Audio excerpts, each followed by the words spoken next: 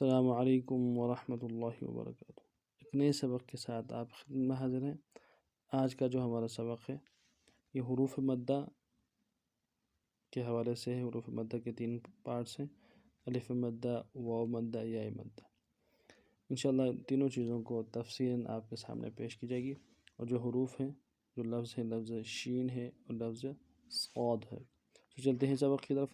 اعوذ باللہ من الشیطان الرجیم، بسم اللہ الرحمن الرحیم۔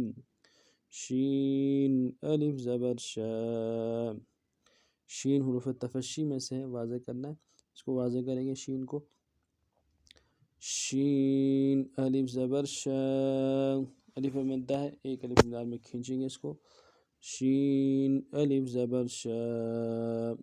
اگلا لفظ جو ہے شین واو پیشو، واو مدہ ہے، اس کو بھی ایک الف مدار میں کھینچیں گے۔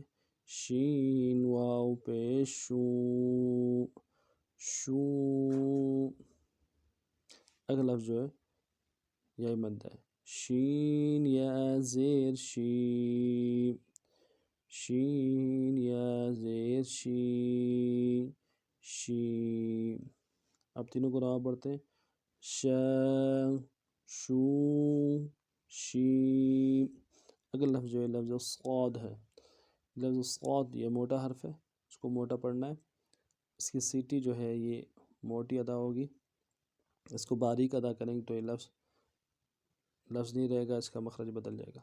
صاد الف زبر صاد، موٹا ادا کرنا ہے، سیٹی کی موٹا نکالنا ہے۔ صاد الف زبر صاد صاد صاد واو پہ صو، واو مدہ ہے، ایک الف مدار میں کھینچیں گے۔ صاد واو پہ صو صو۔ صاد یا زیر صی صی، صاد یا زیر صی۔ صاد صو صی۔ اب پورے سبق کو نام پڑھتے ہیں، شا شو شی صاد صو صی۔ اس ترتیب سے ان حروف مدہ کو پڑھنا ہے، کھینچ کے ایک الف ڈالیں۔ تو جب بھی سبق کے اندر حروف مدہ آ جائے کھینچ کے ہی پڑھنا ہے، بغیر کھینچے نہیں پڑھنا ہے۔ بغیر کھینچے پڑھیں گے تو حروف مدہ کا مخرج ادا نہیں ہوگا۔